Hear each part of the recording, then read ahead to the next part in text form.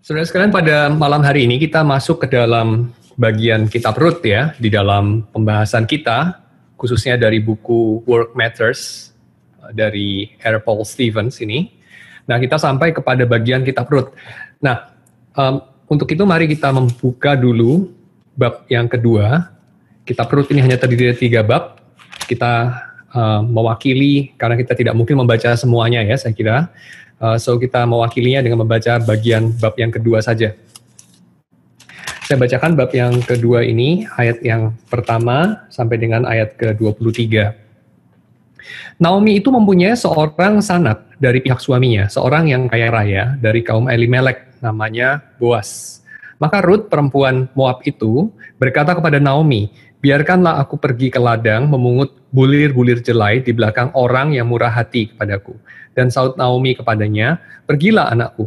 Pergilah ia, lalu sampailah di ladang dan memungut jelai di belakang penyabit-penyabit. Kebetulan ia berada di ladang milik Boas yang berasal dari kaum Elimelek. Lalu datanglah Boas dari Bethlehem. Ia berkata kepada penyabit-penyabit itu, "Tuhan kiranya menyertai kamu." Jawab mereka kepadanya, "Tuhan kiranya memberkati Tuhan." Lalu kata Boas kepada bujangnya yang mengawasi penyabit-penyabit itu, "Dari manakah perempuan ini?" Bujang yang mengawasi penyabit-penyabit itu menjawab, "Dia adalah seorang perempuan Moab.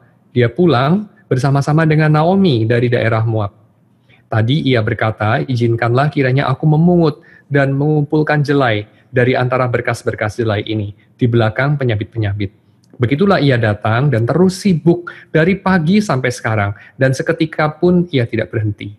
Sesudah itu berkatalah Boas kepada Rut, "Dengarlah dahulu anakku, tidak usah engkau memungut jelai ke ladang lain, dan tidak usah juga engkau pergi dari sini. Tetapi tetaplah di dekat pengerja-pengerjaku perempuan. Lihat saja ke ladang yang sedang disabit orang itu. Ikutilah perempuan-perempuan itu dari belakang, sebab aku telah memesankan kepada pengerja-pengerja lelaki, jangan mengganggu engkau. Jika engkau haus, pergilah ke tempayan-tempayan dan minumlah air yang dicedok oleh pengerja-pengerja itu." Lalu sujudlah Rut, menyembah dengan mukanya sampai ke tanah, dan berkata kepadanya, "Mengapakah aku mendapat belas kasihan daripadamu, sehingga Tuhan memperhatikan aku, padahal aku ini seorang asing?" Boas menjawab, "Telah dikabarkan orang kepadaku dengan lengkap segala sesuatu yang engkau lakukan kepada mertuamu sesudah suamimu mati, dan bagaimana engkau meninggalkan ibu bapamu dan tanah kelahiranmu, serta pergi kepada suatu bangsa yang dahulu tidak engkau kenal. Tuhan kiranya membalaskan perbuatanmu itu, dan kepadamu kiranya dikaruniakan upahmu sepenuhnya oleh Tuhan Allah Israel, yang di bawah sayapnya engkau datang berlindung." Kemudian berkatalah Rut, "Memang aku mendapat belas kasihan daripadamu, ya Tuanku, sebab Tuhan telah menghiburkan aku dan telah menenangkan hati hambamu ini, walaupun ia tidak sama seperti salah seorang hamba-hambamu perempuan." Ketika sudah waktu makan, berkatalah Boas kepadanya, "Datanglah kemari, makanlah roti ini, dan celupkanlah suapmu ke dalam cuka ini." Lalu duduklah ia di sisi penyabit-penyabit itu, dan Boas mengunjukkan bertih gandum kepadanya. Makanlah Rut sampai kenyang, bahkan ada sisanya.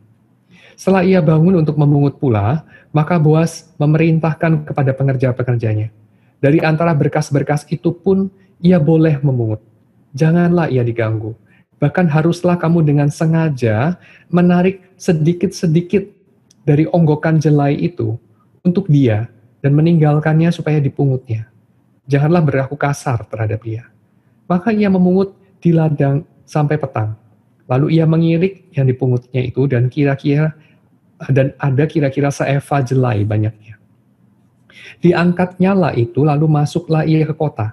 Ketika mertuanya melihat apa yang dipungutnya itu, dan ketika dikeluarkannya dan diberikannya kepada mertuanya sisa yang ada setelah kenyang itu, maka berkatalah mertuanya kepadanya, "Di mana engkau memungut dan di mana engkau bekerja hari ini? Diberkatilah kiranya orang yang telah memperhatikan engkau itu." Lalu diceritakannya kepada mertuanya itu pada siapa ia bekerja. Katanya, "Nama orang pada siapa aku bekerja hari ini ialah Boas." Sesudah itu berkatalah Naomi kepada menantunya, "Diberkatilah kiranya orang itu oleh Tuhan, yang rela mengaruniakan kasih setianya kepada orang-orang yang hidup dan yang mati. Lagi kata Naomi kepadanya, orang itu kaum kerabat kita, dialah salah seorang yang wajib menebus kita. Lalu kata Rut, perempuan Moab itu, lagi pula ia berkata kepadaku, tetaplah dekat pengerja-pengerjaku sampai mereka menyelesaikan seluruh penyabitan ladangku. Lalu berkatalah Naomi kepada Rut, menantunya itu, ya anakku, sebaiknya engkau keluar bersama-sama dengan pengerja-pengerja yang perempuan, supaya engkau jangan disusahi orang di ladang lain. Demikianlah Rut tetap dekat pada pengerja-pengerja perempuan Boas untuk memungut sampai musim menuai jelai dan musim menuai gandum telah berakhir. Dan selama itu, ia tinggal pada mertuanya. Mari kita masuk dalam doa ya. Kami bersyukur sekali lagi ya Tuhan untuk pembacaan firman-Mu, kiranya Engkau berbicara kepada kami, memerintah kami umat-Mu, agar apa yang kami baca boleh berbunyi, boleh menghantar kami untuk lebih mengerti apa yang Tuhan sudah sediakan bagi kami, umat yang Kau pungut dari antara bangsa-bangsa, dari antara orang-orang yang tidak memiliki Tuhan, yang tidak memiliki pengharapan dalam dunia ini. Tapi Engkau memungut kami, dan Engkau mencangkokkan kami kepada pokok anggur, yakni Kristus, untuk menjadi umat-Mu, untuk menjadi milik kepunyaan-Mu sendiri, menjadi anak-anak-Mu. Terima kasih ya Tuhan, karena kami diizinkan untuk berbagian di dalam janji-Mu yang Engkau sudah ikat kepada Abraham dan anak-anaknya. Terima kasih Tuhan, karena Engkau sudah mencangkokkan kami ke dalam perjanjian-Mu di dalam Kristus. Dalam nama Yesus kami berdoa. Amin. Ya, saudara sekalian, kitab Rut ini adalah salah satu kitab yang dibaca pada masa Pentakosta. Dan saudara tahu kan bahwa kita ini baru saja merayakan Minggu Pentakosta. Jadi saya kira memang pas timingnya bahwa PA kita pada kali ini sampai kepada bagian kitab Rut. Ya. Nah, apa hubungannya Pentakosta dengan kitab Rut? Kita tahu bahwa Pentakosta itu ada satu perayaan yang berhubungan dengan pertanian. Dan perayaan pertanian ini kemudian dirayakan di dalam 3 tahap dalam sejarah umat Yahudi. Tahapan yang pertama itu adalah seperti tahapan yang diceritakan di dalam kitab Musa. Ya, saudara membaca dalam Torah bagaimana ada 3 perayaan besar yang dirayakan orang Yahudi. Salah satunya itu adalah perayaan Pentakosta. Nah, perayaan Pentakosta itu dirayakan sehubungan dengan panen. Jadi, itu dirayakan pada tiap-tiap masa panen. Ketika mereka memungut hasil bumi mereka, dan itu memperingati sesuatu. Apa yang diperingati? Yang diperingati adalah panen pertama mereka di tanah Kanaan. Jadi, saudara kan tahu ya, ini urusannya adalah dengan apa? Dengan makanan, dengan survival, ya, dengan perut. Dan kalau saya coba situasikan, dikaitkan dengan PA kita yang terakhir ya, PA maksudnya yang saya pimpin yang terakhir di dalam forum ini, itu kan sehubungan dengan surplus. Jadi sehubungan dengan hal-hal yang tidak perlu, sehubungan dengan hal-hal yang sebetulnya tidak punya nilai survival. Ya, jadi kaitannya PA yang kali ini dengan PA yang saya pimpin sebelumnya itu adalah yang sebelumnya itu kita bicara mengenai hal-hal yang beyond survival. Jadi dalam perkataan C.S. Lewis, saya sering mengutip perkataan itu, dikatakan bahwa ada hal-hal tertentu dalam hidup manusia itu memang tidak punya survival value. Misalnya, persahabatan. Untuk survive itu orang nggak butuh sahabat. Orang hanya butuh kolega, hanya butuh teman, koneksi. Ya, tapi orang itu nggak butuh sahabat sebetulnya untuk survive. Filosofi. Orang itu nggak butuh filosofi. Ya, kebanyakan orang yang bicara filosofi, seperti misalnya orang Yunani, ya, atau orang-orang Eropa, biasanya adalah orang-orang yang sudah tidak terlalu memikirkan survival. Jadi mereka memikirkan filosofi. Juga seni, ya, seni, keindahan. Sudah tahu kan, galeri-galeri seni, ya, museum-museum yang menyimpan karya-karya seni yang hebat, ya, itu biasanya adalah ada di negara yang sudah tidak lagi memikirkan survival terlalu banyak pikiran dicurahkan untuk ke sana, ya. Jadi mereka bisa untuk memikirkan hal-hal yang di luar itu. Dalam perkataan C.S. Lewis, hal-hal ini, persahabatan, filosofi, seni, ya, literatur, adalah hal-hal yang memang tidak punya nilai survival, has no survival value. Tetapi itu membuat survival kita berharga, ya, makes our survival valuable. Kalau tidak ada hal-hal itu, maka saudara survive, saudara bisa hidup panjang juga, Ya, kalau saudara cukup makan, cukup proteksi, cukup punya uang, kalau ke dokter bisa bayar, ya obatnya berapapun bisa beli dan seterusnya. Saudara umur bisa panjang. Tapi umur panjang buat apa? Jika tidak ada hal-hal yang disuplai oleh surplus tadi. Ya, umur panjang buat apa kalau tidak ada musik yang bagus? Umur panjang buat apa kalau tidak ada puisi? Kita hidup di bumi, perut kenyang, hidup sehat secara jasmani, tapi apa gunanya kalau tidak ada keindahan? Apa gunanya kalau tidak ada literatur yang bagus-bagus, tidak ada filosofi, tidak ada teologi, tidak ada firman Tuhan, ya, yang kita bisa katakan has no survival value. Kalau saudara mau survival, ya belajar saja dari sapi atau dari semut, ya.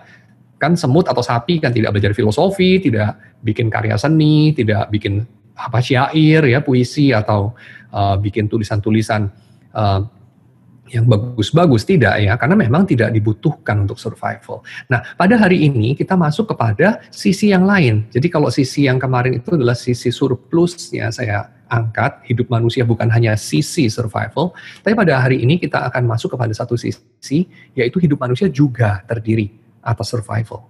Ya, jadi Tuhan itu memberikan kepada manusia ada dua sisi itu. Satu sisi yaitu hal-hal yang unnecessary, ya. Yang unnecessary ini bukan hanya semacam hal-hal yang nggak penting, ya. Seringkali kan kita bilang kalau itu unnecessary, it means unimportant. Saya kira salah, ya. Unnecessary bukan berarti unimportant. Unnecessary berarti dalam domain freedom, ya. Necessity itu adalah mau nggak mau. Contohnya, orang itu mau nggak mau, dia itu harus memenuhi kebutuhan fisiologis dia, harus makan, harus minum, harus ke toilet, ya, harus bernapas. Kebutuhan fisiologis itu ya harus dipenuhi. Kalau nggak dipenuhi ada konsekuensinya, dan itu sudah pasti. Kamu nggak makan lewat dari sekian jam ya lapar. Kamu lakukan itu terus ya lama-lama kurang gizi. Kamu lakukan terus-menerus 1 minggu, 2 minggu, 1 bulan ya mati kamu, kan begitu. Itu konsekuensi yang mau nggak mau, necessity. Tetapi dalam hidup manusia ada loh hal-hal yang sepertinya konsekuensinya tidak langsung kita alami. Kamu kan bisa, ya, sampai bertahun-tahun, sampai berpuluh-puluh tahun tidak membaca karya filosofi, bisa nggak? Ya bisa lah, mungkin sampai hari ini kamu nggak pernah baca filosofi. Kamu bisa juga sampai bertahun-tahun tidak pernah baca puisi satu pun. Atau kalaupun baca, karena dibuat mau nggak mau, karena guru menyuruh kamu waktu kamu kelas 5 SD dulu dan dikasih ujian, dimarah-marah, sehingga menjadi necessity, ya, mau nggak mau, supaya nggak dimarah sama guru, jadi kamu baca syair, ya, puisi, menghafalkan apalah not, bikin musik lah segala macam, karena guru mengharuskan. Nah, tapi kita tahu bahwa setelah kita dewasa, kita punya lebih banyak kebebasan, ya, kita punya lebih banyak otonomi, pilihan, independensi, dan biasanya hal-hal yang tidak sifatnya necessary, kemudian kita bilang, wah itu unimportant, ya, nggak perlulah, saya enggak juga nggak apa-apa kok, bener kan? Kamu bersikap seperti itu seringkali mengenai teologi, mengenai filosofi, mengenai musik, mungkin literatur yang bagus dan segala macam, ya, karena kamu bilang nggak lakukan kan nggak apa-apa juga, ya memang nggak apa-apa secara tubuh. Masalahnya manusia itu makhluk yang bukan cuma terdiri atas tubuh, ya. Jadi manusia itu bukan kayak semut atau rayap atau monyet, ya. Manusia itu manusia. Sehingga mungkin saja tubuhnya survive, ya, sehat, bagus dia. Tapi jiwanya tidak cukup makan, ya. Jadi jiwanya merana. Jiwanya itu kemudian merasa hidupnya buat apa, ya? Karena apa? Karena saya hidupnya panjang, tubuhnya sehat, kuat, tapi nilainya rendah sekali sebenarnya. Ya, nilainya nggak banyak beda dengan sapi, ya cuma seperti itu saja. So, saya kira bukan berarti saya merendahkan sapi, ya, maaf kalau pencinta binatang, saya sangat menghargai sapi, ya, Tuhan menciptakan sapi dan itu binatang yang sungguh cantik dan indah, ya, saya kira beberapa orang lebih rendah dari sapi, saya percaya, tetapi manusia itu capable of sesuatu yang lebih tinggi daripada sapi, karena manusia itu punya kebebasan. Ya, exactly di situ. Jadi manusia itu karena punya kebebasan, dia bisa exercise kebebasannya untuk berespon kepada Tuhan dalam hal-hal yang sebetulnya dia tidak harus. Ya, jadi yang kagak harus, nggak dilakukan pun nggak apa-apa, itu bukan berarti nggak penting. Tapi itu adalah hal-hal yang justru kadang-kadang atau seringkali lebih mencerminkan kemanusiaan Anda. Kalau kamu melakukan hanya apa yang harus kamu lakukan, karena kamu memang nggak punya pilihan, ya itu nggak terlalu mencerminkan siapa pribadi kamu kok. Ya nggak? Coba, kalau orang tanya kamu gitu ya, kamu siapa? Kamu tiap hari suka lakukan apa? Hari ini kamu ngapain aja dari pagi gitu ya. Terus kamu katakan semua hal yang necessary gitu. Ya saya makan sekian gram, saya minum sekian liter, saya bernapas sekian liter, udara masuk, udara keluar. Well, semua orang juga gitu kan. Ya, jadi itu hal-hal yang necessary, seringkali adalah hal-hal yang tidak karakteristik, tidak personal. Yang personal itu justru yang nggak necessary. Jadi siapa bilang nggak necessary berarti unimportant, nggak necessary berarti nggak necessary, that's it. Ya, nggak dikerjakan pun nggak apa-apa. Tetapi Oke, hari ini kita fokus lebih kepada hal-hal yang necessary. Ya, so setelah memuji-muji hal-hal yang tidak penting, yang tidak necessary maksud saya, sekarang saya masuk kepada sisi kehidupan manusia yang necesitas. Ya, karena Tuhan toh memberikan kepada manusia itu sisi-sisi bahwa beberapa hal itu necessary sifatnya buat kita. Ya. Nah, hal-hal yang necessary ketika dia kemudian di cut off, dia kemudian itu diancam untuk nggak ada. Nah, sekarang manusia akan masuk kepada satu mode yang agak berbeda dengan ketika hal-hal yang important but unnecessary di-cut. Ya, sekali lagi ya. Jika sesuatu yang important tapi unnecessary kita cut, karena kita bilang nggak apa-apa kok nggak ada. Ya, misalnya kita nggak baca literatur, kita tidak dengar musik yang bagus, kita tidak baca filosofi dan teologi dan mengisi jiwa kita dengan berbagai keindahan. Maka secara tubuh kita oke saja. Secara jiwa kita mengalami kita menjadi kosong. Kita punya sifat yang lebih kasar seringkali. Ya, kita gagal untuk appreciate hal-hal yang lebih halus. Kita menjadi kurang personal. Ya, dan seterusnya. Ada konsekuensinya. Dan itu konsekuensinya. Tapi sekarang, kalau hal-hal yang necessary, kita cut. Necessary dan important biasanya. Ya, kalau necessary ya important. Kita cut. Tapi not so valuable atau not so meaningful lah, lebih tepatnya ya. Not so meaningful. Itu kita cut. Nah, kira-kira apa hasilnya? Contoh, suplai makanan di-cut. Suplai air di-cut. Suplai listrik di-cut. Kira-kira apa jadinya? Biasanya orang langsung merasa ada sense of urgency. Orang langsung merasa orang masuk kepada satu mode. Mode itu namanya mode survival. Ya, betul ya. Kalau orang itu makanannya di-cut, dia sudah tidak lagi terlalu memikirkan saya hari ini mau makan yang warnanya apa, yang taste-nya seperti apa, yang dikembangkan dalam sejarah dari peradaban mana makanan itu, ceritanya bagaimana. Dia nggak lagi pikirin itu. Tapi dia pikir pokoknya bagaimana saya makan. Ya. Nah, jadi dalam mode survival, orang itu masuk kepada bare necessities, ya. Jadi sesuatu yang paling mendasar, asal ada, ya, asal ada. Yang ada itu seperti apapun oke lah, ya. Toleransinya jadi meluas, tetapi dia akan fokus untuk mempertahankan hidupnya itu dulu, ya. Itu namanya mode survival. Seperti kalau Anda misalnya punya laptop barusan crash atau apalah baterainya habis, benar-benar habis baterainya. Biasanya ketika dinyalain lagi ada pilihan masuk mode safe mode, ya kan? Nah, itu kurang lebih sama lah mode survival itu, ya. Jadi dalam mode safe mode biasanya banyak hal yang nggak ada, ya. Apalah misalnya grafis yang bagus, ya, 3D yang bagus, apalah semacam. Nggak ada lah itu semua. Ya, beberapa komputer mungkin jadi hitam putih atau jadi apalah. Pokoknya yang penting jalan dan aman. Nah, itu namanya mode survival. Nah, manusia ketika masuk dalam tahapan yang kehidupannya diancam, jadi eksistensinya diancam, dia biasanya masuk dalam mode survival. Dan kita sekarang ini di dalam masa COVID-19, kan kita mengalami eksistensi kita diancam. Ya, diancam bisa mati gitu. Ya, atau kelaparan karena ekonomi, ya, ada bayang-bayang mimpi buruk bahwa ekonomi akan halt, ya, dan segala macam, terus nanti akan chaos dan segala macam. Maka orang masuk dalam mode survival. Nah, Di dalam Alkitab kita menjumpai dalam beberapa kasus itu orang memang tidak memiliki kemewahan seperti kita zaman modern, ya. Dan selama ribuan tahun itulah yang normal. So kalau kita hari ini mengatakan bahwa wah kita masuk dalam zaman abnormal karena kita tidak bisa mengasumsikan wifi selalu berfungsi, listrik selalu berfungsi, keamanan selalu berfungsi, maka saya katakan mungkin ya itu adalah mode yang memang biasanya begitu. Ya normalnya seperti itu kalau kita rentang datanya itu dari pra Masehi ya, sebelum Masehi sampai hari ini. Maka dalam sebagian besar babak sejarah itu orang itu nggak bisa mengasumsikan adanya makanan yang konstan loh. Termasuk raja dan ratu dan para pangeran dan orang-orang yang punya banyak means ya. Mereka tidak bisa memastikan bahwa tahun depan ada makan yang cukup.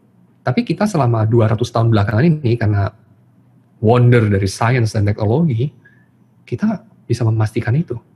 Ya, produk grain, biji-bijian, itu cukup kasih makan orang pada satu poin ya, saya nggak tahu sekarang mungkin lebih ya sebenarnya. Bisa cukup kasih makan seluruh populasi dunia ini 2,5 kali produk grain setiap tahun.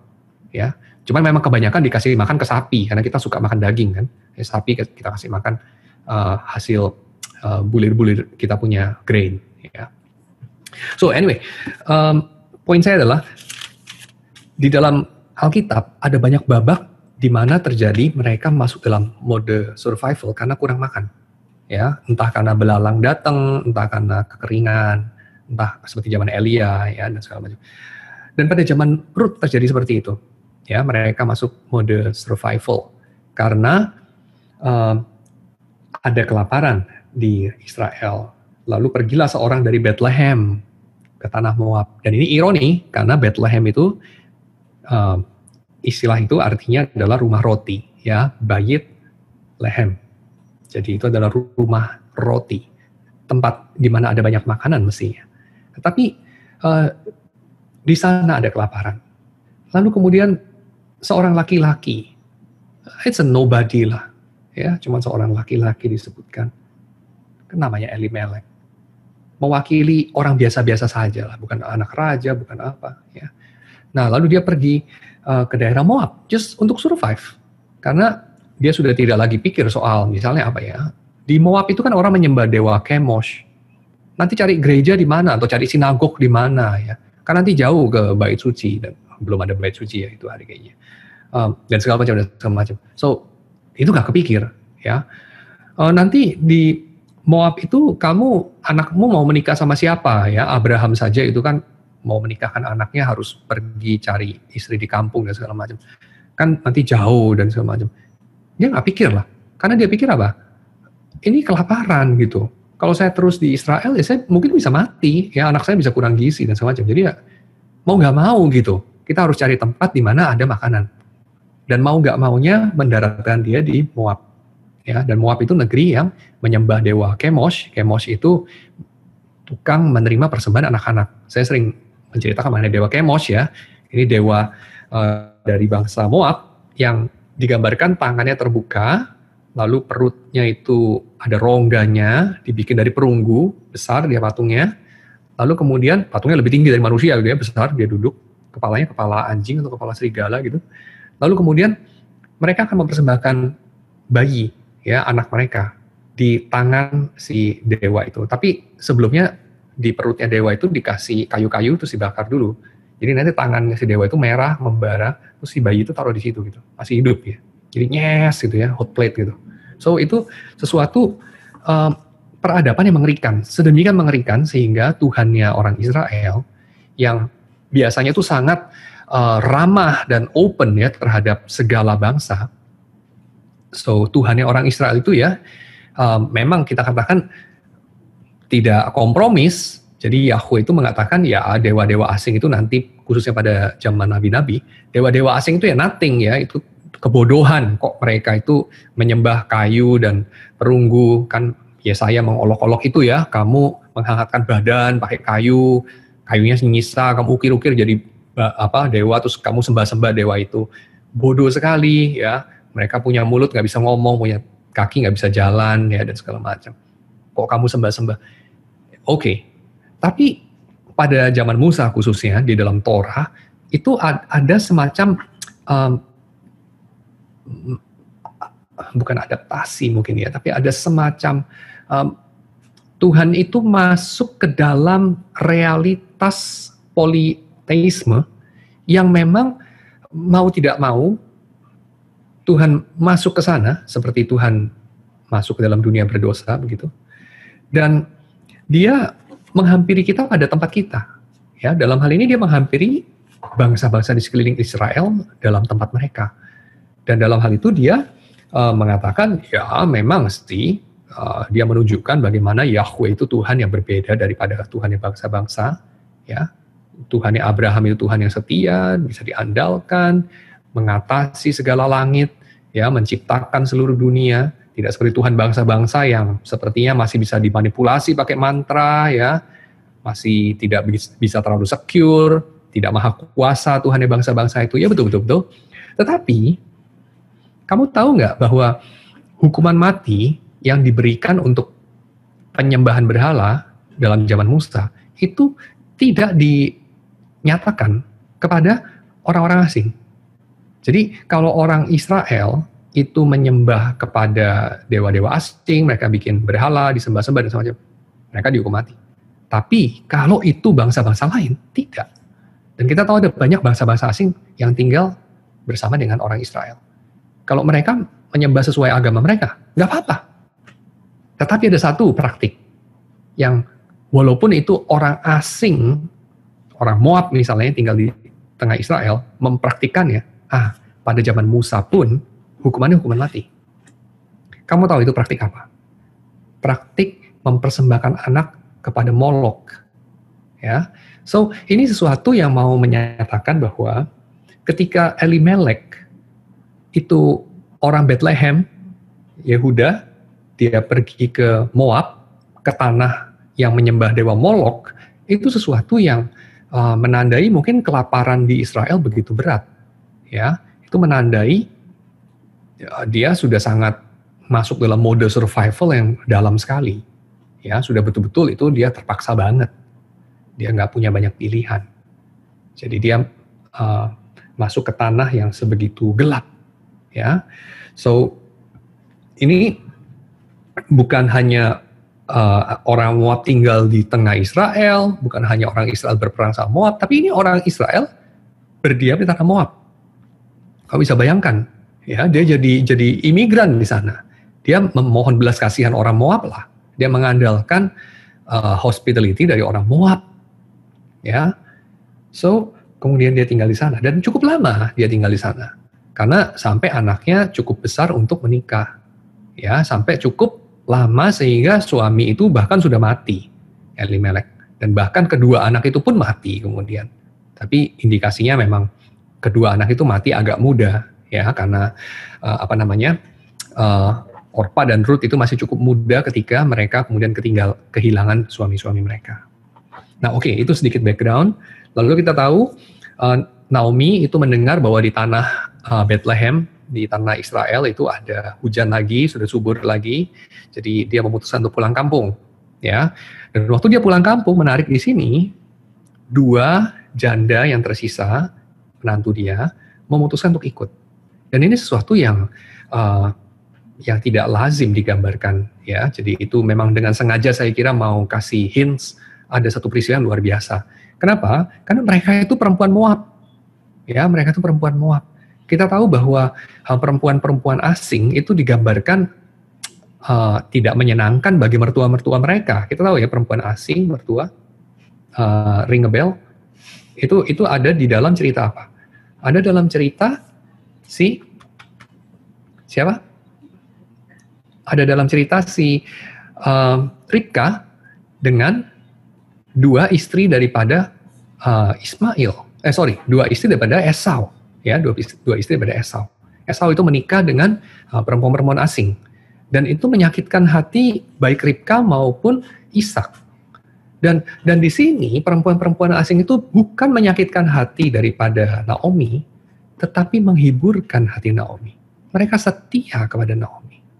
Jadi Naomi itu punya apa sih? Dia nggak punya apa-apa. Dia warga negara kelas kambing di tanah Moab. Ya, second class citizen, orang asing kok ya nggak pegang paspor negara itu, nggak dapat social benefit kali di situ, nggak tahu lah dia ngapain di situ, tukang tambal ban kali di situ atau apalah nggak tahu, ya. Tapi akhirnya dia lebih sial lagi gitu, dia udah di sana cukup survive lama, ya tidak mati kelaparan, tapi kemudian waktu dia masuk tanah Moab, derajatnya masih segini, keluar dari tanah Moab, masuk tanah Mesir, derajatnya turun itu. Kenapa? Karena waktu dia keluar dari tanah Moab, Naomi sendiri bilang, aku keluar dengan dia masuk tanah Moab, dia keluar dari Israel, Naomi sendiri bilang, aku keluar dengan tangan yang penuh. Gitu. Tapi sekarang aku kembali dengan tangan yang kosong. Kenapa dia bilang tangannya penuh? Padahal dia perutnya kan kosong ya, dia kan kelaparan gitu, maka dia pergi ke Moab. Tapi dia bilang tangannya penuh, karena ya dia masih punya suami, dan dia masih punya 2 anak laki-laki. Dan itu adalah salah satu alasan kenapa dia hidup itu. Ya, dia hidup karena ya dia itu seorang istri dari seorang suami yang mengasihi dia, dan dia punya 2 anak-anak gitu. Dia punya masa depan.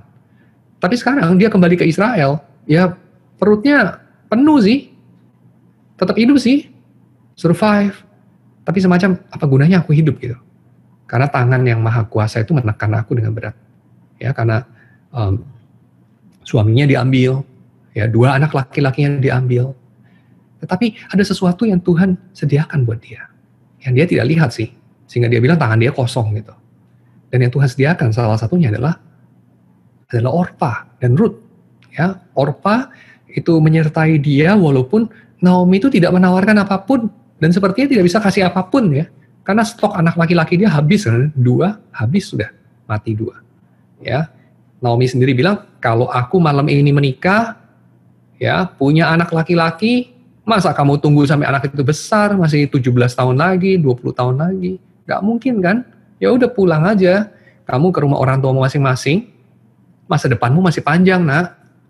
Jadi di sini kita melihat ya, Naomi itu tidak memikirkan dirinya sendiri.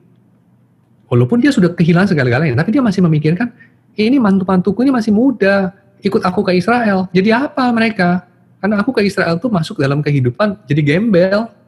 Hanya memungut jelai itu pekerjaan paling rendah di tanah Israel gitu. Itu berarti mengharapkan belas kasihan, kemurahan dari yang punya ladang. Jadi itu ceceran dari atas meja gitu. Karena orang itu lagi panen ya, dia lagi happy-happy, ada surplus, lalu ada cecerannya yang dia nggak bisa pungut, itu dipungut sama orang-orang miskin. Dan itu pekerjaan yang tersisa bagi Naomi. Ya, so dia bilang Orpa mau ikut, ngapain gitu? Ya, nanti hidupnya susah. Jadi Naomi memikirkan nasibnya Orpa memikirkan nasibnya Naomi. Akhirnya Naomi bilang seperti itu, Orpa akhirnya pulang ya ke rumah orang tuanya. Tapi Ruth itu tidak mau pulang. Dia bersikeras tidak mau pulang. Dikatakan oleh Boaz di sini, aku melihat kamu meninggalkan ayahmu dan ibumu. Dan itu ring a bell lagi nggak? Yang kedua, meninggalkan ayah dan ibu. Itu perkataan pernah dikatakan oleh penulis Alkitab kepada siapa? Kepada Abraham. Betul nggak? Abraham itu meninggalkan rumah ayahnya dan ibunya.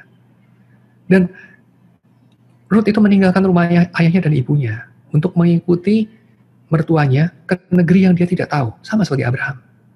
Ya, negeri yang tidak menyembah Allahnya dia. Negeri yang orang-orangnya mungkin akan mendiskriminasi dia, dan kelihatannya itu bukan hanya kemungkinan tapi kenyataan. Kenapa? Karena perkataannya Boaz sendiri kan. Boaz bilang apa? Aku sudah titip-titip ya sama pekerjaku laki-laki, jangan diganggu ini perempuan. Lu ngapain titip-titip gitu kalau tempat itu memang menghormati perempuan asing? Kan tidak. Ya, dan orang Moab itu dari mukanya kelihatan, dari namanya kelihatan, dari bahasanya, bunyinya itu udah lain daripada orang Israel. Dan sejarah Moab sama Israel itu sejarah perang gitu. Dan Moab itu suka bully Israel gitu.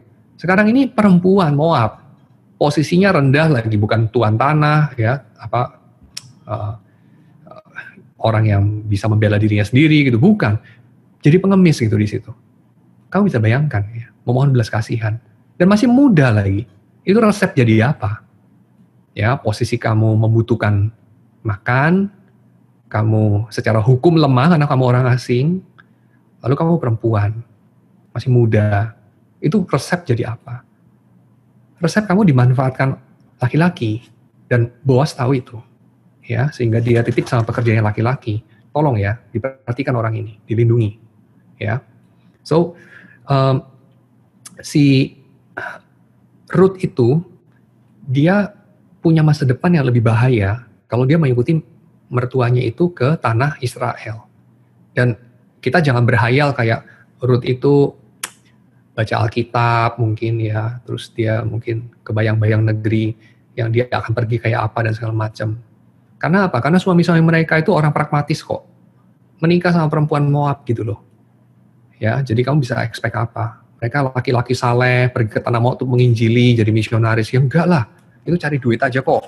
Ya, dan itu pun bukan kayak bermimpi mau mengembangkan bisnis nanti satu hari buka mall di Moab gitu ya. Enggak lah. Ya, cuman kepaksa aja gitu. Ya, kepaksa. So, ini sejarah orang-orang payah gitu. Ini bukan sejarah orang-orang hebat yang punya banyak pilihan, yang inspiring ya, punya entrepreneurship. Gak kayak gitulah. Ya, ini sejarah orang-orang terpaksa punya, masyarakat yang kelas bawah punya gitu. Dan Ruth ini adalah orang yang kemudian begitu Israel, lebih Israel dari orang Israel. Karena kalau dibandingkan dengan Naomi, sepertinya Naomi itu melihat tangan Tuhan melawan dia. Ya, tetapi Ruth itu justru di dalam ketulusannya, dia itu melakukan apa yang Abraham lakukan, melakukan kebalikan dari yang perempuan-perempuan istri-istri daripada Esau itu lakukan. Ya, dan dia berjanji setia kepada Naomi dengan satu janji yang biasanya hanya seorang istri katakan kepada suami atau seorang suami katakan kepada istri, ya, di mana kamu mati, aku mati di sana. Kita sehidup semati, Naomi, ya.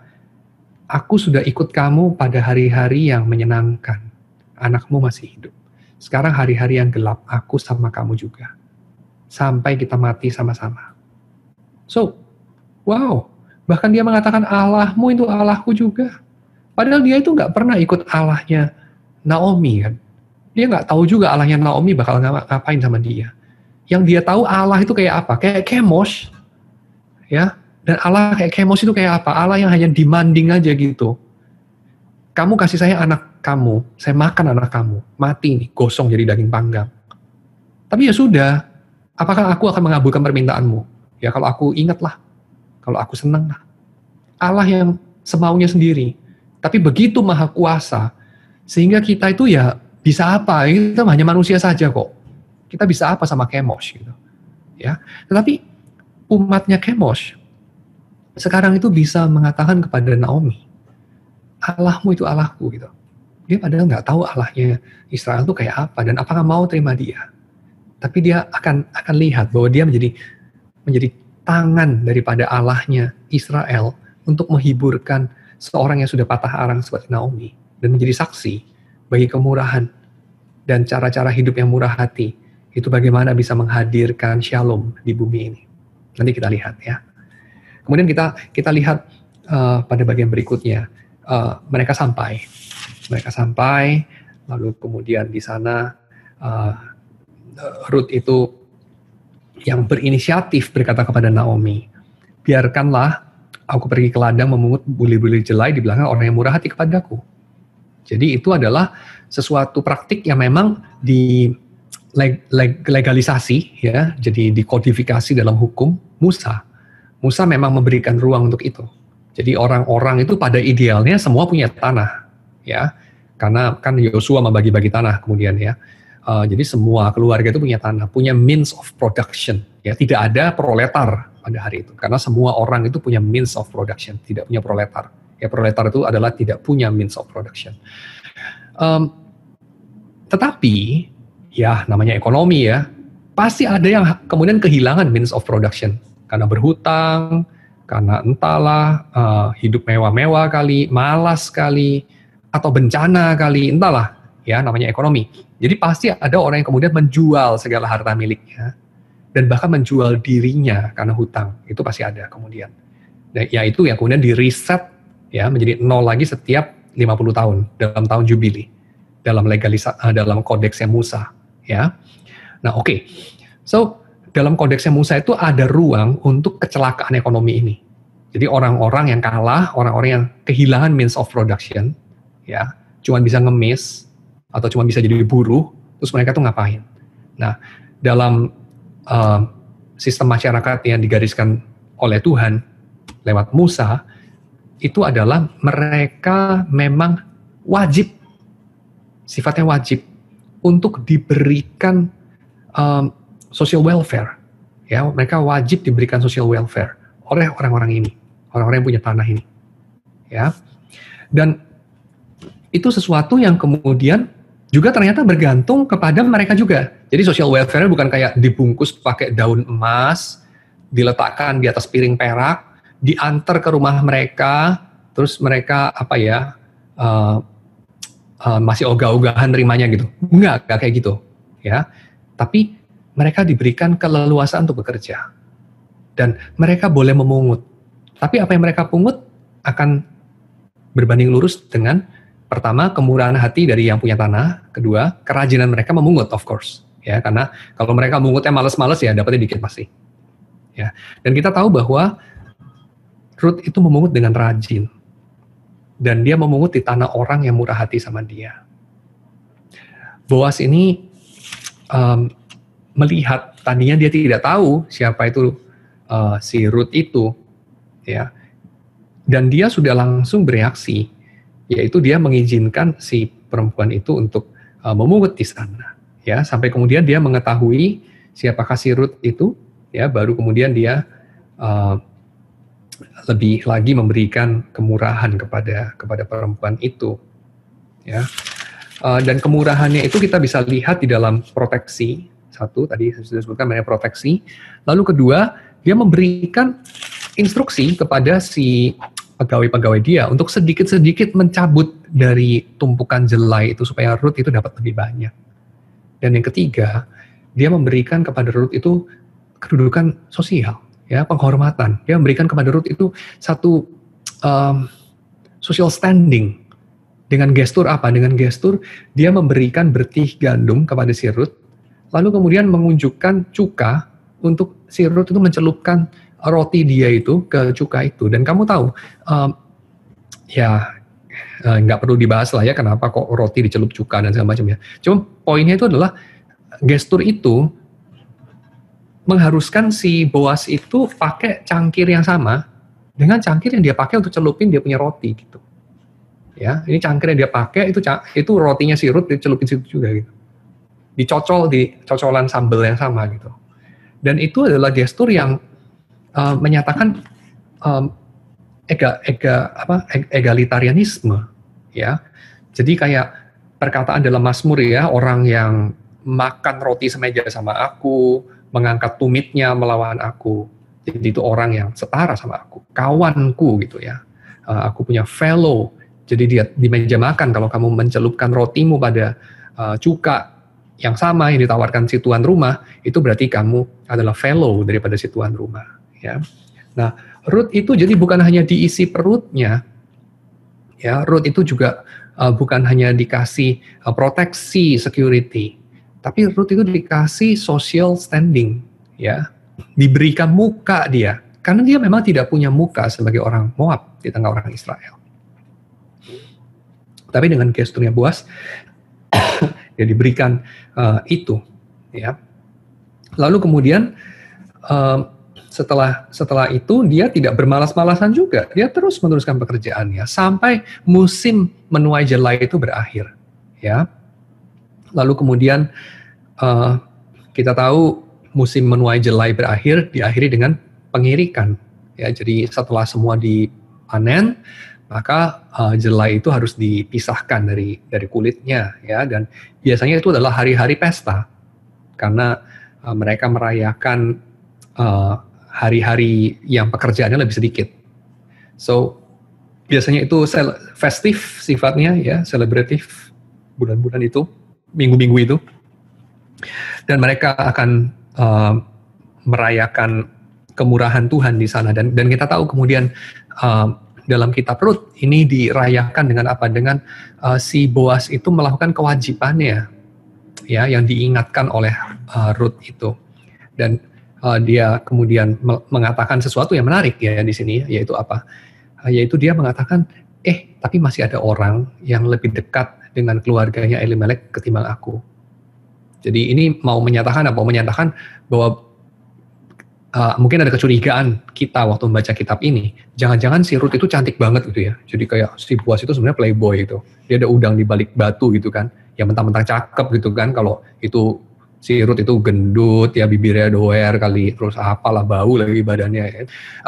Ya itu sesuatu yang lain soal gitu ya, tapi ini enggak gitu. Karena apa? Karena kita tahu si Boaz itu menawarkan Ruth kepada orang lain, dan alasan orang itu menolak Ruth itu juga bukan karena dibilang kayak jelek dia gitu ya, gue nggak mau lah orangnya jelek, itu bukan, tapi alasannya ekonomi gitu ya, yaitu apa, nanti bagian untuk anak-anakku harus dibagi dengan keturunan daripada si Ruth ini yang aku bangkitkan demi meneruskan keturunannya Elimelek ya, dan aku nggak mau semacam itu. Jadi ya berbuat baik sih berbuat baik, cuman jangan sampai aku rugi dong. Nah itu ya filosofinya orang itu. Jadi Boaz di sini kita tahu kalau dia memang kayak dia naksir si Ruth ya, dia nggak akan meresikukan itu ya, ngapain ditawarin ke orang gitu. Tapi yang kedua, kita tahu juga bahwa Boaz itu kehilangan sesuatu, atau dia itu bukan tidak berkorban sewaktu dia menerima Ruth ini ya. Yaitu apa yang dia korbankan? Secara ekonomi dan sosial, karena dia membagi warisan anak-anaknya itu dengan warisan anak-anak Ruth ini nanti. Ya, yang mana sebetulnya itu menjadi milik daripada keluarganya Elimelek. So, sesuatu yang merugikan dia. Nah, tapi itu dia lakukan. Ya, jadi Boaz di sini menjadi satu potret seorang tuan, seorang laki-laki Israel yang ideal. Ya, jadi sosoknya itu sosok ideal. Ini digambarkan di dalam, misalnya kamu bisa lihat dalam pasal yang kedua itu ya, waktu Boaz menyapa karyawan-karyawan dia mengatakan dalam ayat yang keempat ya, Tuhan kiranya menyertai kamu. Lalu penyabit-penyabit itu berkata kepada mereka, kepada si Boaz, Tuhan kiranya memberkati Tuhan. Ya, jadi itu hampir sama kayak di gereja aja gitu ya. Kalau di gereja Lutheran atau Anglican itu kan kayak begitu ya. Votumnya itu dibuka dengan the Lord be with you gitu. Lalu nanti jemaatnya menyambut and also with you gitu. Jadi ini kayak di gereja aja. Padahal ini bukan di gereja, ini di ladang gitu ya. Di tempat orang kerja cuma buat makan gitu ya, kerja yang survival. Ini kerjanya Ruth memungut jelai, itu kerjanya nggak bergengsi lah. Dia nggak bakal kayak pajang foto selfie dia di ladang jelai di Instagram gitu ya. Karena di situ dia basically cuma kayak ngemis aja gitu. Mirip seperti perempuan yang berkata kepada Yesus, tapi kan anjing itu boleh makan sisa-sisa yang jatuh dari meja, yaitu sisa-sisa yang jatuh dari mejanya Boaz itu yang dia pungut lah, kayak kita secara metaforis ya. Nggak bangga sama sekali lah. Dia bukan kerja itu dengan kayak bilang, saya ini dari kecil memang bermimpi jadi pemungut jelai gitu. Ya enggak lah, nggak ada orang mimpi jadi pemungut jelai gitu. Ya, dia bukan kerja untuk dapat realisasi ya, realizing herself gitu kayak Abraham Maslow bilang. Self-realization paling puncak. Ya enggak lah, ini cuma survival aja yang paling bawah gitu. Biar nggak mati aja, kerja apa aja. Ya. Tetapi dalam realitas itu pun kita melihat ada penyertaan Tuhan loh. Ya, ada penyertaan Tuhan. Jadi Tuhan itu tidak hanya memberkati, menyertai, dan bisa memakai pekerjaan-pekerjaan yang satu, sepertinya itu pekerjaan sacred gitu. Kayak apa? Pengkhotbah gitu ya. Kita sering kan bayangin gitu. Kalau kamu mengatakan misalnya, Tuhan kiranya Engkau memakai anakku ini supaya waktu dia nanti tumbuh dewasa, besar, menjadi berkat, menjadi orang yang dipakai Tuhan. Seperti siapa kamu bayangkan? Mungkin ya kamu bayangkan seorang pengkhotbah besar seperti Billy Graham gitu ya. Tapi kamu pernah bayangkan seperti Ruth. Ruth itu siapa? Pemulung. Aku seperti pemulung ya. Aduh anakku jangan jadi pemulung kayak gitu. Ya memang kita tahu bahwa dalam cerita Ruth ini tidak pernah diidealisasi, diromantisasi pekerjaan sebagai pemujel lain, enggak juga. Jadi itu ya pekerjaan yang unfortunate lah, ya unfortunate. Diakui kok, itu kelaparan, horrible things, ya orang melakukan yang harus mereka lakukan. Nggak kayak terus bos bilang, oh semua pekerjaan sama saja, ya terus kayak saya juga mau anak-anak saya kerja di ladang kayak Ruth. Ya enggak lah, cuman setelah dia menerima realitas itu, dia mengatakan ini pun bisa disertai Tuhan. Ya, dan mudah-mudahan ya Tuhan kasih kamu nasib lebih baik ke depan. Cuman ini pun yang kamu kerjakan bisa dipakai Tuhan. Jadi jangan terlalu jangan sampai merasa terlalu istimewa banget kalau kamu itu menempati pekerjaan yang so hard earned gitu. Jadi susah banget untuk dapat kerja itu terus kamu kayak, wah gue lebih tinggi dari orang lain nih sekarang nih gitu ya. Karena gue apa? Astronot, nggak banyak orang bisa jadi astronot. Atau gue ini peneliti di whatever, Stanford atau di mana lah. Atau gue ini seorang apalah, petinggi di gereja mungkin. Atau seorang pengkhotbah atau whatever gitu ya. Follower gue di YouTube ada 10 juta misalnya whatever. Ya enggak gitu. Itu tidak menjadikan kita lebih tinggi atau lebih rendah dari orang lain sih, ya. Karena apapun pandangan masyarakat tentang apa yang kita kerjakan, termasuk yang kita kerjakan dengan terpaksa ya. Kalau saya punya $1 juta, saya nggak akan memungut jelai misalnya begitu ya. Atau apalah kamu bisa katakan dalam konteks kamu gitu. Kalau kamu punya $1 juta, kamu nggak akan apa gitu, jadi karyawan ya. 9 to 5 ya, dimarah-marah sama bos yang lebih bodoh dari kamu, whatever gitu ya. Kamu nggak akan lakukan. Ya oke, pekerjaan-pekerjaan semacam itu pun bisa dipakai Tuhan gitu. Ya, pekerjaan-pekerjaan yang kamu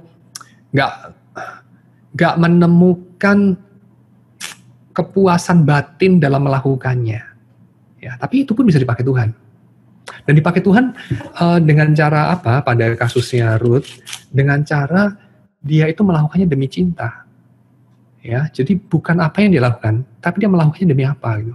Dia melakukannya demi belas kasihan dan cinta kepada mertuanya yang tidak menguntungkan, yang tidak ada gunanya, yaitu seorang janda yang sepertinya dikutuk Tuhan gitu. Dia sendiri yang ngomong ya, tangan Tuhan berat menekan dia gitu. Nggak tahu lah dia pikir apa. Mungkin dia pikir dulu gue udah meninggalkan Bethlehem. Mungkin udah sempat bilang, ini Tuhan kenapa nggak kasih hujan atau apa, mungkin, who knows, kita nggak tahu, nggak dibilang sih. Tapi yang pasti dia mengatakan tangan Tuhan melawan dia, gitu. Dan dia punya alasan, karena apa? Suaminya mati, sudah suaminya mati, anaknya laki-laki mati, nggak satu, dua-dua mati. You can imagine, itu kayak, ya mungkin dia nggak punya buktinya sih, tapi kayaknya kok so bad, not to be true gitu ya, bahwa itu disengaja gitu, ada divine conspiracy di mana sengaja nih bikin hidup gue sengsara gitu, ya.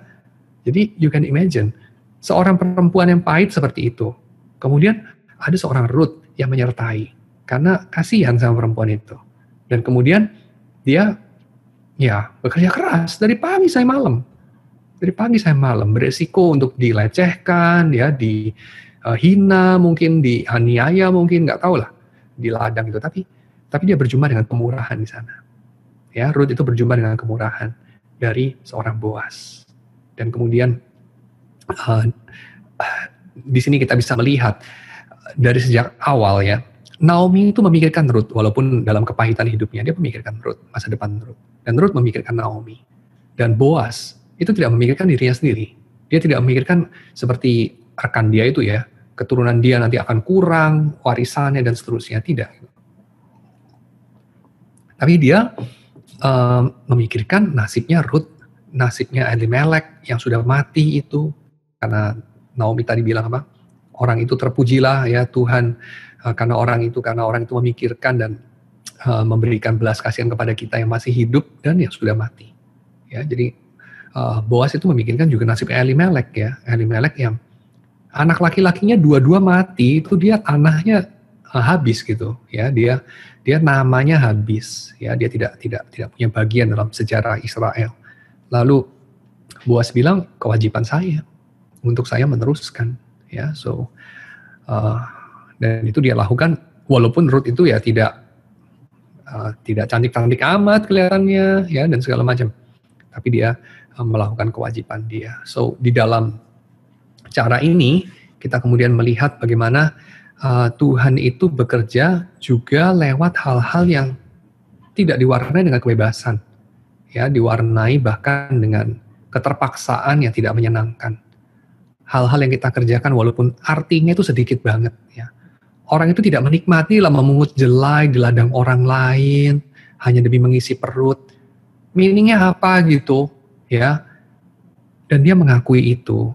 Tapi ketika dia melakukannya karena cinta, ya, itu Tuhan bisa memakai gitu. Jadi mengenai necessary atau necessities kerja dalam survival mode ini, Moses Maimonides mengaitkannya dengan charity, ya. Moses Maimonides itu sudah tahu ya, pemikir Jewish sih dia itu ya. Jadi dia bukan orang Kristen ya, Moses Maimonides dari abad pertengahan. Dia mengatakan ada 8 level dari orang mengerjakan charity, dan ini interesting untuk kita pikirkan ya. Level yang pertama, seorang memberi ketika diminta, dimohon sama orang yang membutuhkan, ya.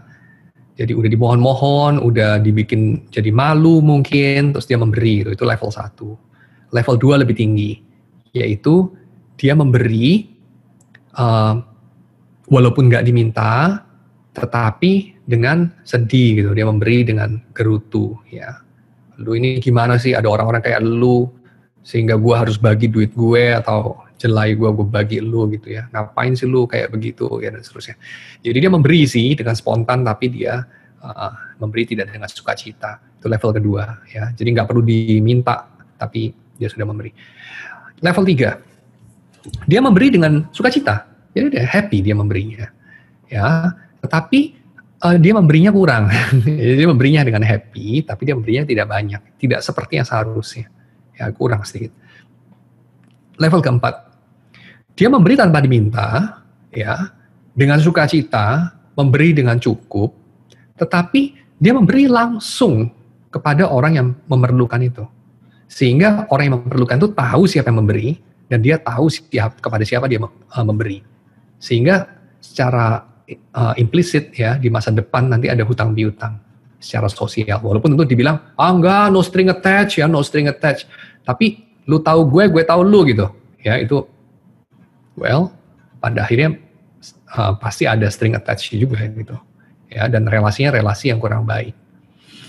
Yang kelima, kata Moses Maimonides, si orang ini memberi dengan just melemparkan uangnya. Ini metafor ya pasti ya, bukan kayak dilempar gitu ya, tapi mungkin kayak just ditinggalkan atau apa, dititipkan, anonimus. Dia melemparkan uangnya ke rumah orang miskin yang membutuhkan itu, tetapi karena dia yang melemparkan uangnya, jadi dia bisa lihat hasilnya. Orang miskinnya sih nggak tahu siapa yang kasih, sinterklasnya ini siapa dia nggak tahu, tapi dia bisa ngintip kan, dia bisa melihat dari jauh ya, orang itu senang, gue juga senang ya lihat dia senang gitu kan, atau ya gue udah kasih nih baju bekas gue gitu ya, terus dipakai lu sama dia ya, senang juga anaknya sekarang nggak pakai baju compang-camping ya, pakai baju bagus sedikit ya. Jadi dia menikmati gitu, donornya itu menikmati, itu level lebih tinggi tapi masih ya bisa lebih improve lagi. Level yang ke-6, dia memberi sebuah donasi itu kepada sebuah tempat yang netral, lalu kemudian dia pergi, sehingga si donor ini tidak tahu dia itu kasih kepada siapa, ya. Tetapi yang menerima tahu, ya. Jadi donornya nggak tahu, tapi yang menerima tahu. So ini juga levelnya lebih tinggi sedikit daripada yang kelima tadi.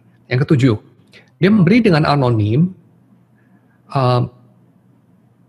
dana kepada orang miskin itu, sehingga orang miskin itu tidak tahu siapa yang memberi, dan yang memberi juga tidak tahu siapa orang miskin yang dia beri, karena dia berikan secara anonim kepada suatu badan, ya,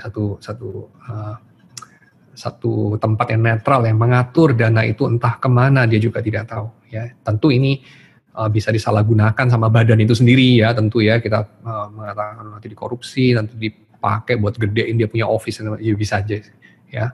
Cuman kalau katanya Moses Maimonides, Ini level yang ketujuh ya. Tentu asumsinya si badan itu jujur lah ya. Level yang kedelapan, ini paling tinggi kata Moses Maimonides. Nah ini yang agak surprising. Dia katakan begini, orang itu memberikan uang atau means ya, mungkin dari pengaruh dia, dari koneksi dia, dari kecerdasan dia, whatever. Orang itu memberi untuk mencegah orang lain untuk menjadi miskin atau menjadi dependent. Jadi sampai orang itu nggak perlu lagi charity itu. So pemberian dia itu dipakai untuk mencegah keharusan dari charity. Yaitu apa? Yaitu adanya orang miskin di tengah kita.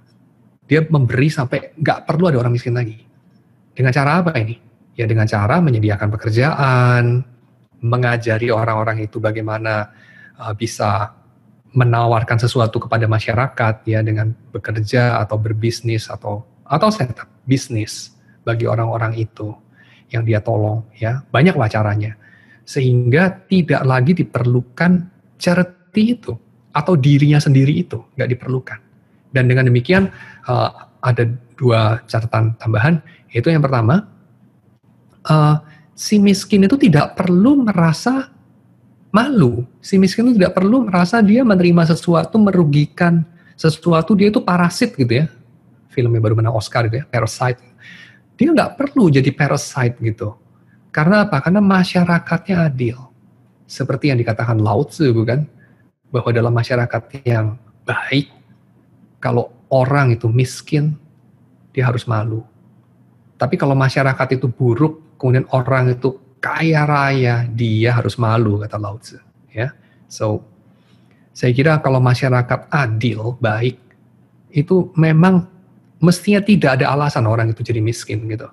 Dan itu sesuatu yang the best your money can give gitu, can make, yaitu menjadikan sedapat mungkin social justice itu berdiri gitu, ya, sehingga secara sistemik tidak diperlukan orang-orang dermawan seperti kamu. Kenapa? Karena ini berkaitan dengan poin yang berikutnya. Ini agak mirip juga dengan good parenting ya. Parent yang baik itu paradoxical. Ini saya mengutip dari Erich Fromm ya. Fromm mengatakan seorang ibu yang baik, aimingnya adalah anaknya nggak butuh dia. Jadi satu hari kelak, kalau masih bayi ya, bayi itu kan butuh orang lain. Jadi dia 100% dependent. Kalau orang dewasa kan 100%, nggak 100%, cuman mendekati 100% independen lah. Ya. Setidaknya independen dari ibunya lah ya, orang dewasa gitu. Nah, seorang ibu yang baik, dia itu aiming kepada dia disposable gitu. Dia kayak tisu toilet gitu ya, udah dipakai, dibuang gitu. Aimingnya itu. Dan justru di situ kesulitannya, kata Fromm. Karena kasih ibu itu memang selalu ingin memberi dan selalu tak harap kembali. Problemnya selalu ingin memberi, gak mau stop gitu. Karena dia menikmati dalam posisi memberi. Dalam posisi ada yang depend sama dia, sehingga dia punya harga diri atau dia punya nilai hidup di situ, karena saya dibutuhkan gitu ya. Kayak pedih banget kalau dia nggak dibutuhkan lagi gitu. Dan seringkali kemudian responnya adalah sangat menyedihkan. Dia terus-menerus memberi, walaupun sudah tahu ditolak gitu. Udah lama nggak usah masak lagi, saya bisa pesen GoFood aja. Tapi dia hanya bisa itu. Kalau kamu itu pun kamu cabut ya. Rasanya hidup dia buat apa gitu, dan itu menyedihkan ya. Dan Erich Fromm mengerti betul itu. That's the cross of a mother gitu ya, motherly love itu, salibnya itu di situ. Karena apa? Karena seorang bayi itu ya menarik karena dia itu membutuhkan kita. Seorang bayi itu menarik karena dia itu nggak punya defense ya, dia nggak punya apa-apa untuk ditawarkan lah, boleh bilang bayi itu ya. Kamu bisa manfaatkan bayi apa sih? Ya, mau kamu makan kan? Enggak kan? Ya, apa dia bisa bantu kamu koneksi apa gitu? Enggak kan? Dia pinter apa bisa ajari kamu? Ya enggak kan? Bayi itu nggak punya apa-apa. Tapi menariknya bayi, dia bikin kamu jadi seseorang gitu. You're somebody gitu buat seorang bayi itu. Karena kamu digantungi sama dia. Tapi sekarang tujuannya adalah kamu sampai nggak dibutuhkan. Ya, kamu nggak dibutuhkan lagi. Dan saya kira ini sesuatu yang indah, bukan? Ini terjadi antara mentor sama yang ditutor sama dia. Ini terjadi antara ibu dengan bayi.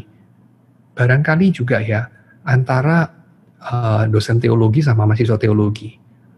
Pendeta sama jemaatnya gitu. Ya. Sampai satu hari jemaatnya begitu dewasa bisa bangun gereja sendiri gitu. Ya, dia bisa jadi seorang misionaris yang membuka lahan misi sendiri. Ya, sehingga relasinya sudah berbeda. Relasinya bukan saya butuh dibimbing, tapi problemnya, crux of the problem adalah orang yang sudah dalam relasi bertahun-tahun membimbing, satu hari dia nggak dibutuhkan bimbingannya, dia mengalami krisis percaya diri atau makna hidup atau whatever gitu, karena kayak kok gue jadi kayak kertas tisu yang udah dipakai buat cebok terus dibuang ke WC gitu kan. Tapi ya justru di situ keindahannya. Ya, tujuan daripada manusia itu adalah bikin dirinya itu disposable. Itu tujuan manusia. Ada. Itu yang namanya kamu menjadi berkat bagi orang lain. Jadi garam dan terang ya di situ. Kamu disposable. Gak ada lu nggak apa-apa. Ya, gak ada lu baik-baik aja. Itu berarti pendidikannya berhasil. Lu udah boleh mati sekarang. That's pendidikan kamu sukses gitu ya, parenting kamu sukses.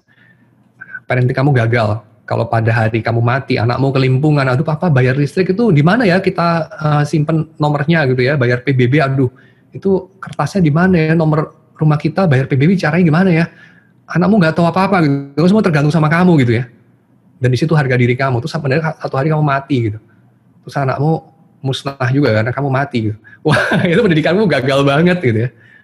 Nah, itu kamu terapkan lah kepada relasi guru dan murid, ya, bos dan karyawan, whatever lah, YouTuber dan subscriber kali, nggak tahu lah kalau YouTube bisa nggak. Dan seterusnya, ya kayak begitulah. Jadi kalau kamu sampai tidak lagi diperlukan, ya itu menjadi tujuan kamu. Saya kira kamu punya tujuan yang tepat gitu. Oke, survival work. So, jadi untuk menyimpulkan, pekerjaan survival ini satu sisi dari hidup manusia, di mana manusia itu bukan makhluk yang independen. Kita nggak punya baterai kita sendiri. Kita itu dependent. Ya, kita seperti HP yang maybe punya baterai, tapi harus dicolok lah pada satu ketika. Ya, atau mungkin lebih bagus lagi HP yang baterainya udah rusak gitu. Atau baterainya nggak ada gitu ya, jadi masih colok terus gitu. Nah, kita tuh dependent sama Tuhan, dependent sama orang lain juga loh, ya, manusia tuh saling membutuhkan, Tuhan sendiri yang ngomong, nggak baik manusia itu seorang diri, kita tuh butuh orang lain. Kalau kita mau menyangkal itu dengan kayak bikin hidup kita independen, saya kira tujuan hidup kita salah gitu, ya, so, ada ruang untuk itu, untuk hal-hal yang necessity, ya, necessary dalam hidup manusia. Dan itu pun tidak perlu kita rendahkan kayak orang Yunani bilang kayak hal-hal yang harus itu ya, itu rendah lah, itu tempatnya budak-budak untuk melakukan. Kalau orang Ibrani bilang enggak gitu ya, mereka pun mengerjakan pekerjaan Tuhan, walaupun yang mereka kerjakan itu sifatnya mau nggak mau gitu ya, nggak ada kebebasan, tetap itu pekerjaan Tuhan yang mereka lakukan, dan Tuhan bisa memakai itu dengan indah. Pertanyaan pertama, dalam Rut pasal 2 ayat 2 ada praktik yang diatur dalam Ulangan pasal 24 ayat 19. Apakah praktik ini bisa dijadikan normatif atau dijadikan norma mungkin ya lebih tepatnya sebagai alternatif sistem kesejahteraan sosial di masa kini? Atau bagaimana penerapannya di dalam gereja? Apakah ini yang disebut diakonia? Thanks, Roni Simatupang. Oke, terima kasih Pak Roni untuk pertanyaannya. Ini ada 2 pertanyaan berarti ya. Saya jawab dulu yang pertama, apakah praktik ini bisa dijadikan norma? Nah, tentu bisa, karena di dalam Alkitab itu ya semuanya adalah pengajaran yang memberitahu kita, atau kalau menurut istilahnya Calvin menjadi kacamata supaya kita bisa melihat dengan lebih terang apa hikmat yang tersembunyi yang Tuhan nyatakan di dalam penciptaan. Ya, so ya, of course bisa dijadikan norma kalau dalam pengertian bisa dijadikan cara untuk kita menemukan norma dalam kehidupan? Ya, bisa. Tapi kalau diartikan sebagai monkey see, monkey do, jadi kita lihat apa dalam Alkitab kita praktekkan, saya kira tidak bisa. Karena di dalam Alkitab sendiri ada keragaman begitu banyak dari satu tahapan zaman kepada tahapan zaman lain. Ya, pada zaman Musa itu berbeda penerapannya dengan pada zaman raja-raja, nanti berbeda lagi pada zaman setelah pembuangan, beda lagi dengan zaman Yesus, ya, dan seterusnya. So, saya kira ini tidak bisa kita begitu saja terapkan dalam sebagian besar kasus, ya. Hukum di dalam Alkitab itu menjadi hukum di dalam negara kita atau dalam masyarakat kita itu saya kira tidak begitu gampang. Tapi kalau dijadikan cara untuk kita mengerti norma, saya kira bisa. Bagaimana penerapannya dalam gereja? Apa ini disebut diakonia? Jadi kalau dalam gereja, apa itu dalam praktik diakonia? Ya, saya kira bisa dua macam, ya. Satu, kalau diartikan bagaimana warga gereja sendiri semacam menolong orang-orang yang sulit secara ekonomi di tengah mereka, mungkin jadi bisa, ya, betul. Tetapi cerita Ruth ini, cerita yang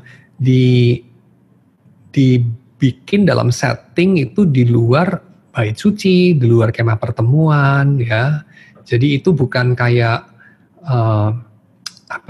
bukan kayak padanannya seperti gereja, komunitas gereja kita pada hari ini sih, nggak sama, ya. So itu kira-kira jawaban saya. Tapi kedua, ya bisa juga, karena apa? Karena ya di dalam gereja itu sendiri, walaupun kita tidak ada sistem produksi, kan gereja nggak memproduksi sesuatu yang menghasilkan uang yang berarti, ya. Betul, ya, kita kalau bikin seminar apa itu kan juga bukan untuk generate money, kan nggak berbeda dengan ladangnya Boas yang memang itu generate wealth, ya. So saya kira itu nggak apple to apple sih membandingkan ladangnya Boas, praktik menyisihkan sebagian hasil dari pertanian untuk orang-orang miskin, mengambil dan seterusnya.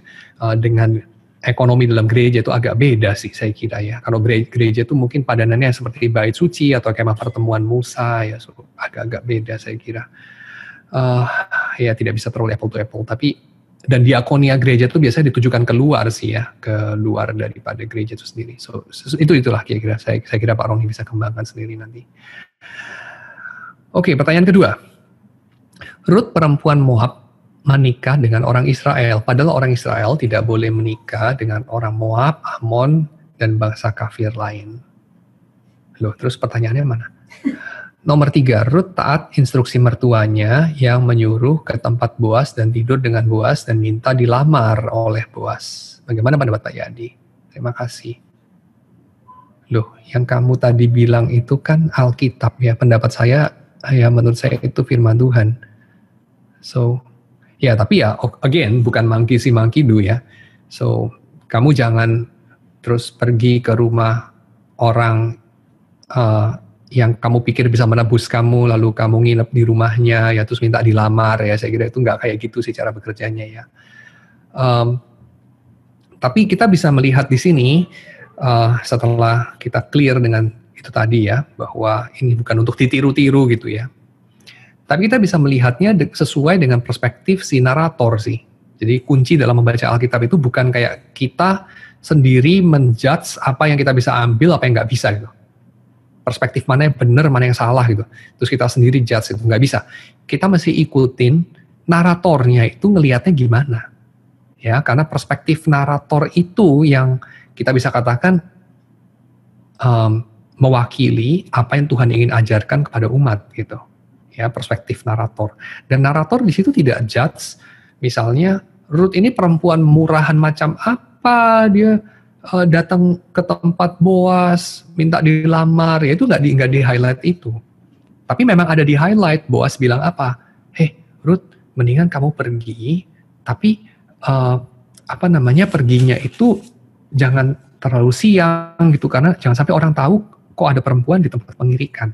Jadi Boas itu melindungi reputasinya Ruth, ya. Lalu kemudian Boas itu juga tidak diceritakan taking advantage terhadap Ruth ya di sini ya, tidak diceritakan begitu. So dan juga tidak diangkat isu ini kok perempuan melamar laki-laki bukan laki-laki melamar perempuan, itu tidak diangkat juga isu itu. Jadi saya kira apa yang narator tidak angkat kita tidak perlu angkat juga ya, kita mesti menafsirkannya sesuai dengan apa yang menjadi perspektif dari narator ya. Dan perspektif narator di sana mau mengatakan Ruth ini melakukan perbuatan terpuji. Ya, perbuatan yang terpuji karena itu bukan demi dirinya sendiri, tapi itu demi Naomi. Dan Tuhan membuatnya berhasil, ya. Dan itu mau menunjukkan sosok Boas yang murah hati. Karena Boas ketika mengirim Ruth pulang, dia mengatakan apa?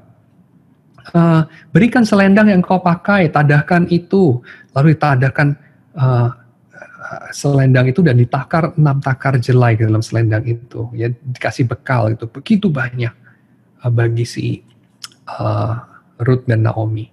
Jadi itu cuman mau kasih lihat kemurahan hati Boas, bagaimana dia pria yang berintegritas, melakukan kewajiban sosial dia dan seterusnya. Itu sih. Ya.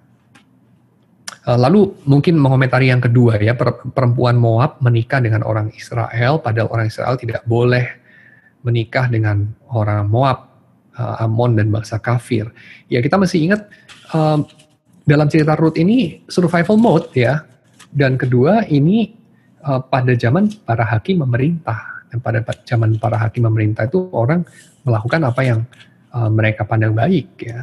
Tidak ada centralized government di sana. So ya, kamu tidak perlu heran kalau ada hal-hal yang anomali ya pada zaman para hakim memerintah. So semacam itu. Tapi selama itu tidak diangkat menjadi, tidak dikomentari terlalu negatif ya oleh si penulis, si narator, saya kira juga kita tidak perlu mengangkat itu terlalu kita besar-besarkan ya. Jadi narator itu waktu mengatakan Ruth itu orang Moab, dia bukan mau menekankan bahwa Elimelek dan anak-anaknya itu melanggar perintah Tuhan kok menikahi perempuan asing gitu. Nggak mau dibesar-besarkan yang itunya. Tapi yang mau dibesarkan ini perempuan Moab. Kenapa berlaku sebegitu indah seperti perempuan Israel seharusnya? Tapi ini Naomi kok justru tidak berlaku seperti perempuan Israel yang paling ideal lah semacam itu. Walaupun juga nggak digambarkan terlalu negatif sih. Pertanyaan keempat, mohon penjelasan mengenai penebusan tanah Naomi, mengapa yang menebus harus menikahi Ruth? Oh ya, jawabannya adalah karena kedua suami itu tidak membangkitkan keturunan sebelum mereka meninggal. Jadi nggak ada anaknya siapa itu? Orpa maupun anaknya Ruth dari suami mereka, Mahlon dan Kilion itu ya, belum sempat punya anak gitu masalahnya. Dan anaknya Elimelek habis, sudah mati semua. Jadi itu sebabnya harus menikahi Ruth demi membangkitkan keturunan. Jadi bukan hanya soal dibagi proteksi atau tanah atau dimasukkan dalam kakak, tapi harus beranak gitu ya. Karena otherwise seperti ada silsilah yang keputus gitu. Ya, jadi itu penjelasannya.